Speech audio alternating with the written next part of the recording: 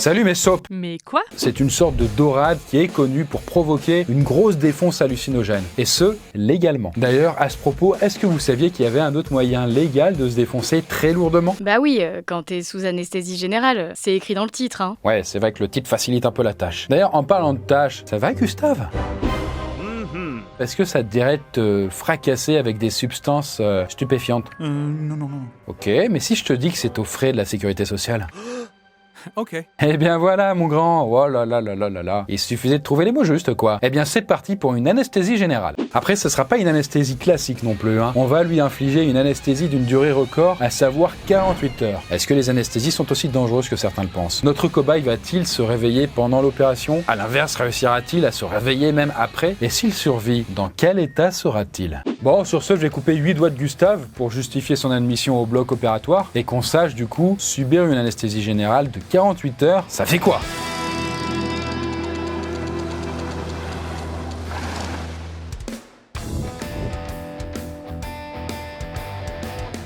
Bon, écoutez, normalement, voilà, j'ai le sommeil. Normalement, on ne fait jamais d'anesthésie sans un entretien préalable. Avec l'anesthésiste, justement. Parce qu'avec le banquier, on est d'accord, ça n'a aucun intérêt. Vous me matez là? Et du coup, cet entretien est l'occasion de faire notamment le point sur les allergies ou même de demander les mensurations du patient. Et là, je vous le dis clairement, si vous êtes complexé par votre poids ou votre taille et que vous avez l'intention de mentir dessus, c'est pas la meilleure idée. Pas à ce moment-là en tout cas. Parce que c'est les quantités de produits qui seront calculées en fonction de votre corpulence. Et là, vous n'avez pas envie d'avoir une erreur de dosage. Parce que c'est grave d'avoir un mauvais dosage? Ça dépend, si c'est une grosse erreur ou pas. Mais parmi tous les gens qui meurent d'une anesthésie, bah il y en a quand même 7%, c'est à cause d'une erreur de dosage. Mais bon, ceci dit, Gustave ne va pas mentir parce qu'il n'aura pas cette occasion. Là, je vous rappelle quand même qu'il est admis en urgence pour des doigts coupés. Donc, pas d'entretien préalable. Bon, après, les médecins vont devoir estimer le poids de Gustave un peu à la louche. Et là, ensuite, c'est parti pour le bloc opératoire. Bon, une anesthésie générale, ça ne s'improvise pas. En fait, pour faire ça au mieux, le patient est censé arriver complètement à jeun. C'est-à-dire qu'il ne doit rien avoir bouffé depuis au moins 6 heures et rien avoir bu pendant 3 heures. Mais l'estomac de Gustave est plein, Chris, il sort de table. C'est vrai. Et justement, il sort pas de n'importe où. Ouais, parce que là, en fait, il vient de déguster son HelloFresh. En fait, c'est une entreprise qui lui livre ses kits repas chaque semaine depuis qu'on est en collab avec eux. Et quand je vous disais qu'on était sympa avec Gustave, c'est quand même vrai. On lui fait tout ça pour lui faciliter la vie. Regardez ça, putain, il est énorme le carton. Et ça, c'est juste la semaine. Et là-dedans, vous avez toute votre nourriture pour pouvoir manger sainement. Vous avez tout, vous avez les repas, c'est hyper sain, équilibré et bon. Là, ok, on a fruits et légumes. Ah oui, encore de la salade. Voilà, du coup, il y a vraiment les courses pour la semaine. Pas vrai, Aquali? Moi, par exemple, j'avais choisi de manger ça, mais j'aurais pu choisir d'autres plats, vous voyez. En fait, il y en a pour tous les goûts. Et chaque semaine, vous pouvez choisir entre 21 recettes différentes. Et là, c'est précise bien que c'est pas de la junk food, ce sont des bons aliments frais que vous recevez, et après, vous n'avez plus qu'à les préparer en une vingtaine de minutes. Donc, vous voyez, vous avez quand même encore le plaisir de pouvoir cuisiner vous-même, sauf que du coup, on va vous mâcher tout le reste du travail. Donc, il y a quand même cet aspect cuisine qui peut être toujours important, et c'est pas juste une barquette que vous balancez au micro-ondes. Vous voyez, c'est pas le même délire. Moi, par exemple, honnêtement, j'ai la phobie. Enfin, pas la phobie, mais quand même, j'aime pas les supermarchés. Enfin, il y a trop de choix partout, ça m'énerve. J'aimerais prendre plein de trucs, mais en vrai, bon, vous devez faire la queue, récupérer les trucs, les ramener chez vous, ensuite les déballer, les remettre ensuite du coup dans vos placards. Là, il y a plein d'étapes qui sont zappées pour pouvoir conserver beaucoup plus de plaisir. Et consacrer votre temps, en fait, le temps que vous allez gagner à quelque chose de plus sympa, comme par exemple profiter de vos amis ou votre famille. Et notamment d'ailleurs cuisiner avec eux, quoi. Ouais, moi aussi j'ai la phobie des supermarchés. Est-ce qu'à tout hasard t'aurais pas un petit code promo pour nous? Ta communauté que tu aimes et que tu chéris tant? Alors j'ai pas un petit code promo, mais un gros code promo, parce que si vous passez par le lien en description, HelloFresh vous offre 80 € sur les 3 premières box. Donc c'est vraiment l'occasion pour vous de tester leur service, comme l'a fait Gustave avant vous. Du coup, vous verrez, on mange beaucoup plus varié que quand on n'a pas d'inspi et quand on a la flemme de faire ses courses. En tout cas, bon, HelloFresh ou pas, hop là, Gustave va se faire anesthésier avec le ventre plein. Et je vous expliquerai pourquoi après, c'est très problématique. L'avantage des urgences comme Gustave, c'est que le patient esquive la longue attente stressante avant d'aller au bloc. Car ouais, en fait, il y a certaines personnes qui trouvent ça extrêmement anxiogène. En fait, il y en a qui ont peur de ne pas se réveiller, du coup le classique, mais aussi il y en a qui ont peur que les médecins profitent de la situation pour faire ce qu'ils veulent de leur corps endormi. C'est vrai qu'on a déjà connu des abus dans ce sens. C'est évidemment extrêmement rare, mais ça arrive. Par exemple, il y avait des internes qui ont été entraînés à faire des touchés vaginaux ou rectaux à des patients anesthésiés, sans forcément leur demander l'autorisation. vous imaginez bien. Tout ça sans même parler du stress de l'opération en tant que tel, quoi. D'où la petite sédation qu'on propose aux patients quelques heures avant de s'endormir, pour les détendre avant la grande perte de contrôle. Et bien voilà, là c'est parti pour l'anesthésie à proprement parler. Ça marche pas. Gustave a pas l'air de s'endormir. Ah non mais ça t'inquiète, en fait dans le masque il n'y a pas d'anesthésiant, c'est juste de l'oxygène. L'anesthésie on va lui envoyer en intraveineuse dans quelques instants. Évidemment vous, quand on vous fout le masque, un peu après vous vous endormez et vous vous dites par corrélation que c'est le masque qui vous endort. Et croyez-moi que je me suis déjà fait anesthésier, c'était ce que je pensais. Mais ce n'est pas ça. Ah ça y est, il s'est endormi. Endormi n'est pas vraiment le terme là, pour tout vous dire. Gustave est plus dans un état qui s'apparente au coma, ce qui fait qu'il ne peut plus respirer tout seul. Et là, il faut vite d'ailleurs l'entuber. L'intuber, autant pour moi, c'était intuber. Donc lui fourrer un tuyau dans la gorge. Ok. Et le brancher à un respirateur artificiel. Parce que si on le laissait comme ça, il serait condamné à mort. Ah, c'est pour ça qu'on lui a donné de l'oxygène avant de l'endormir? Exactement. C'est pour qu'il ait quelques réserves et qu'il tienne le coup pendant le délai d'intubation. Et c'est d'ailleurs aussi pour ça qu'on est censé se faire anesthésier l'estomac vide. Car en fait le souci, quand vous avez de la nourriture dans l'estomac, c'est qu'il y a un gros risque de gerber à cause du tube. Et donc de respirer son vomi. Et ça, c'est pas la plus belle mort, vous êtes d'accord? Ah, t'es pas d'accord? Ah, on n'est pas d'accord, let's go. Je suis pas d'accord. Mais bon, on est bien obligé de prendre le risque dans des cas urgents, quoi. Et ce que font apparemment les médecins, dans ces cas-là, c'est qu'ils appuient sur la gorge de manière à empêcher les reflux. Et ensuite, il faut croiser les doigts pour qu'il ne respire pas son dernier repas pendant l'opération. En attendant, vous demandez peut-être qu'est-ce qu'on a donné à Gustave pour le plonger dans un état pareil, un état d'inconscience aussi profonde. Et la réponse, c'est des hypnotiques. En fait, il y en a pas mal de différents qui peuvent être utilisés selon les cas. Comme le protoxyde d'azote. Oui. Alors oui, c'est un hypnotique qui est d'ailleurs bien connu du grand public sous le nom de gaz hilarant.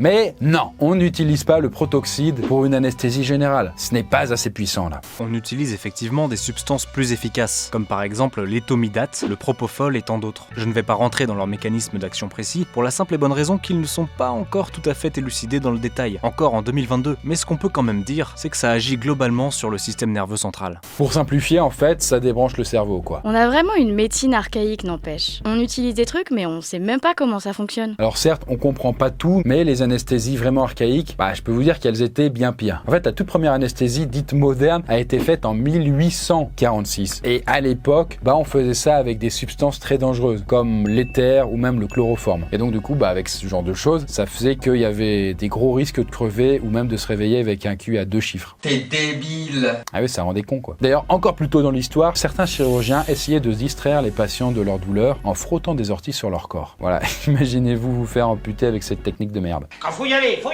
merde. Bref, en tout cas, tout ça pour dire qu'on a quand même énormément amélioré le confort. Aujourd'hui, par exemple, on dorlote vraiment le malade. Regardez, là, il est pas bien, notre Gustave, drapé dans une couverture chauffée à l'air pulsé. Le confort est total pour lui. Bon, après, c'est aussi parce que l'anesthésie peut aussi vous foutre en hypothermie. Comme le corps, il est un peu down, comme on dit, du coup, on commence à se refroidir. Et donc, ça évite d'avoir des complications, ça.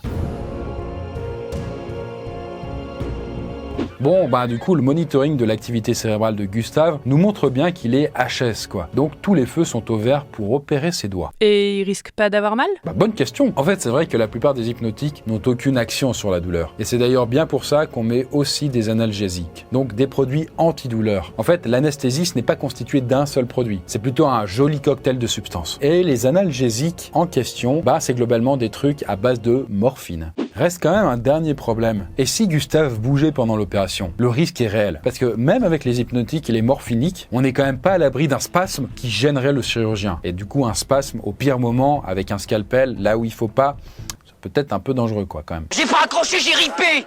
Parle pas de ce que tu connais pas. Et c'est d'ailleurs pour ça qu'on met parfois un dernier ingrédient dans les anesthésies, et j'ai nommé les curares. Et les curares, en fait, c'est des substances qui vous paralysent. Elles ont d'ailleurs été découvertes par des Amérindiens qui les utilisaient pour faire leurs fameuses flèches de chasse paralysantes. D'ailleurs, c'est le produit le plus dangereux des anesthésies modernes, car il y a certaines personnes qui y sont allergiques. Jean-Pierre Chevènement, vous voyez par exemple cet homme politique ? Non. Il a failli en mourir lors d'une opération. Mais il faut quand même relativiser le risque. Parce qu'il y a très peu de personnes qui ont cette allergie, et même si vous avez un choc allergique, vous avez 95% de chances d'y survivre. Bon, en tout cas, avec tous ces produits, on est bon pour opérer tranquillement. Et faire aussi, évidemment, ça va sans dire, des touchés recto à Gustave. Il a dit qu'il était d'accord. Enfin, je crois. En fait, tout l'enjeu d'une opération réussie, c'est évidemment de se réveiller au bon moment. Là, on est d'accord. T'es d'accord? Parce que bon, ne pas se réveiller, c'est dommage, et se réveiller trop tôt, ça l'est presque autant. Mais ça peut vraiment arriver, ça? Je croyais que c'était une légende urbaine. Oui, ça peut arriver en fait. Il y aurait environ une personne sur 20 000 qui expérimenterait une certaine forme de conscience pendant la chirurgie. Alors moi, j'ai pas eu ça par exemple. Comme j'avais été anesthésié, quand je m'étais cassé la jambe et tout là à cause du skate, je me souviens juste au moment où il y a le mec qui mettait le masque à gaz et après le produit qui m'endormait. C'était bizarre, mais toutes les voix devenaient plus lointaines, comme si elles étaient cotonneuses. Et surtout, j'entendais un sifflement aigu dans mon oreille avant de perdre conscience. D'ailleurs, je m'étais vraiment dit, peut-être que je vais réussir à garder de force ma conscience tout le long, mais que dalle, hein. En 3 secondes, c'était pouf, j'étais parti, et puis je me réveille que bien plus tard, quoi. Bon, en tout cas, garder une conscience, ça dépend des opérations. Par exemple, c'est plus fréquent avec les césariennes. Et là, il y a un cas sur 670, donc ça reste très très rare, mais c'est quand même beaucoup plus qu'avant. Mais après, attention, hein, ça veut pas dire que la personne est réveillée olé olé, hein. Non, pas du tout. Ça veut plutôt dire, en fait, qu'elle entend et qu'elle comprend un petit peu ce qui se passe autour d'elle. Mais le plus souvent sans ressentir aucune douleur. Donc voilà, tu reviens chez toi avec des petits souvenirs, quoi. Bon, ça peut quand même être un truc assez traumatisant à vivre, car faut vous dire, à ce moment-là, vous êtes enfermé dans votre propre corps. Vous êtes incapable de respirer par vous-même et vous faites charcuter par des chirurgiens qui s'en rendent absolument pas compte que vous êtes conscient. Ceci dit, le pire, c'est quand même de ne pas se réveiller là-dedans. Et justement, Gustave ne s'est pas réveillé, lui, pendant l'opération. Mais est-ce qu'il y arrivera 48 heures après? Je suis sûre qu'il va mourir.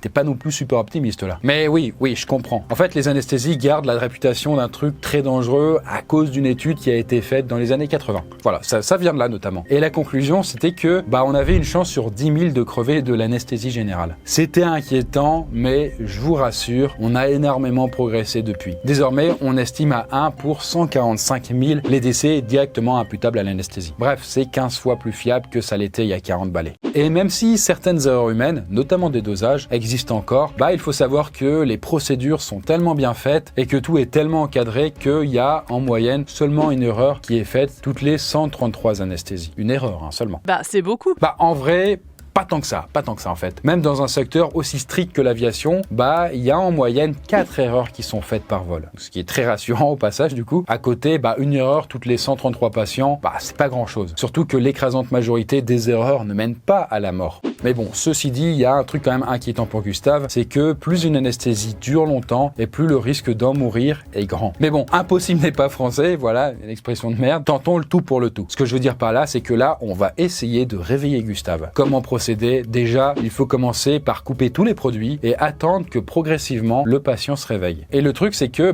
aucun patient n'a envie de se réveiller avec un tube au fond de la gorge. C'est pour ça d'ailleurs qu'on désintube le patient avant son réveil. Et en général, l'anesthésiste assiste alors manuellement la respiration avec un masque et un ballon, jusqu'à ce qu'elle retrouve toute son autonomie. Et d'ailleurs, justement, là, je crois que Gustave commence à respirer tout seul. Bon là je vous l'annonce, je pense qu'il va survivre. Il va encore passer d'ailleurs quelques instants au bloc et si tout se passe bien, il prendra la direction de la salle de réveil. Et bien voilà, nous sommes dans la salle de réveil qui fait la transition entre le moment où le patient est dans le bloc et le moment où il se retrouve dans sa chambre avec peu de surveillance. Non, parce que le réveil en fait peut prendre de 30 minutes à 1 heure et la salle de réveil sert justement à le surveiller pendant tout ce temps-là, sans squatter le bloc opératoire quoi, dont évidemment d'autres patients pourraient avoir besoin. Et tenez d'ailleurs, Gustave commence à ouvrir les yeux, doucement, mais là il a l'air d'être dans un sacré coltard. Non, j'ai pas dit costard, j'ai dit coltard. Voilà, super, ça y est mieux. Et en général, la tenue, c'est plus une blouse qui permet de voir votre cul. Bon, en tout cas, moi, je me souviens, quand je m'étais réveillé, j'étais déchiré, défracté même, on pourrait le dire. Justement, j'avais énormément mal à la gorge, lors des réveils. Ça vous lacère, en fait, pendant plusieurs heures, même plusieurs jours, avant que ça finisse par se cicatriser, j'ai envie de dire. Et moi, j'étais dans un état de légumes pendant une journée ou deux, facile, suite à ça. Mais en tout cas, voilà, c'est possible de survivre à une anesthésie générale aussi longue. En même temps, heureusement. Et cet homme en est la preuve vivante. Il s'appelle Michael Bates et il a subi une opération de 47 heures après avoir mis 8 doigts dans une presse industrielle. Chose à ne pas faire. Non.